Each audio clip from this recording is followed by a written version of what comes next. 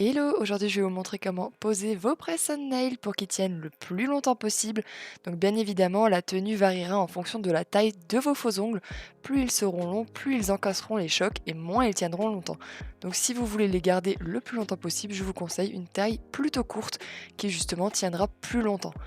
Donc avec votre kit de faux ongles, vous allez également recevoir un kit d'application dans lequel vous retrouverez tout le nécessaire pour poser vos faux ongles. Donc dans le kit, vous allez retrouver une colle à capsule pour coller vos faux ongles avec. Donc ça, ce sera pour une tenue plutôt longue. Alors ce sera beaucoup plus difficile à retirer sans abîmer les capsules, il faut le savoir. Et ensuite, vous allez également retrouver les gel pads qui vont permettre une tenue de quelques jours. Ça dépend bien évidemment de la taille de vos faux ongles. Plus ils sont courts, plus ça tiendra. Plus ils sont longs, moins ça tiendra. Dans le kit, vous retrouverez également tout le nécessaire pour préparer vos ongles, donc une lime. Vous retrouverez également un petit bâtonnet en bois qui va vous permettre de repousser vos cuticules. Vous retrouverez également un bloc polissoir et deux petites lingettes à alcool qui vont vous permettre de désinfecter vos ongles et de retirer toutes les petites poussières qu'il va pouvoir y avoir. Donc la première étape, ça va être de raccourcir un maximum vos ongles. Donc ça c'est surtout d'un point de vue purement esthétique, c'est pour pas que ça se voit en dessous et surtout si vous prenez des tailles d'ongles, donc des tailles de faux ongles assez petites, il faudrait pas que vos ongles naturels dépassent en dessous, ce serait vraiment pas très très joli.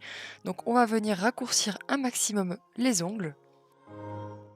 Une fois qu'on a raccourci nos ongles au maximum, on va pouvoir venir repousser nos cuticules. Donc là, on va prendre le petit bâtonnet en bois et on va tout simplement venir pousser les cuticules sans se faire mal, bien évidemment. Le but, ça va être de vraiment venir bien les décoller. Et si jamais on peut voir qu'il y a des petites peaux qui adhèrent à l'ongle, on va venir tout simplement les gratter. Car en fait, toutes les petites cuticules qui vont pouvoir rester sur l'ongle, ça va être des petits facteurs qui vont faire moins bien tenir nos faux ongles par la suite. Donc plus notre ongle est lisse, plus notre ongle est sain sans rien dessus, plus nos ongles vont tenir longtemps.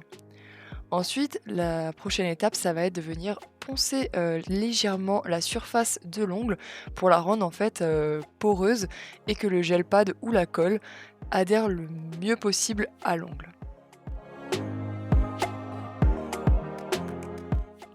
Une fois la surface de l'ongle bien polie, on va venir prendre nos petites lingettes à alcool. Donc là, je vais venir ouvrir le paquet, me saisir de la petite lingette et ensuite je vais venir la passer bien partout sur mon ongle. Le but va être de venir retirer vraiment toutes les poussières, tous les résidus de gras qu'il pourrait y avoir.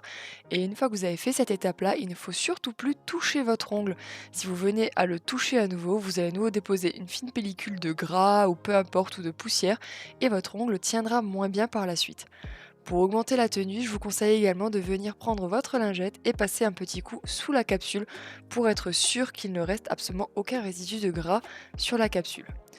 Ensuite, je vais pouvoir venir maintenant passer à l'étape où on va coller les faux ongles. Donc pour cela, moi je vais utiliser les gel pads car c'est plus simple à retirer par la suite. Ça n'abîme pas les faux ongles. Donc là, on va passer à une étape super importante, c'est choisir la taille du gel pad. Donc il faut choisir une taille qui s'adapte au mieux à l'ongle et qui couvre le plus de surface possible sans dépasser l'ongle. Donc là, vous pouvez voir que le gel pad de gauche est trop petit, celui de droite beaucoup trop grand et celui du milieu s'adapte parfaitement à mon ongle. Je choisis vraiment la taille la plus adaptée. Si jamais vous n'avez pas de taille adaptée à votre ongle car il est par exemple trop petit, bah, vous allez prendre la taille au-dessus et vous pouvez très bien venir découper le gel pad. Ensuite, pour être sûr de ne surtout pas toucher le gel pad avec mes doigts et du coup perdre du collant, je vais venir me munir d'une petite pince à épiler pour venir prélever le gel pad. Une fois que je l'ai prélevé, je vais venir le poser sur mon ongle et je vais venir bien appuyer dessus pour être sûr qu'il adhère vraiment bien à mon ongle. Une fois qu'il a bien adhéré à l'ongle, je vais venir retirer la petite pellicule de protection.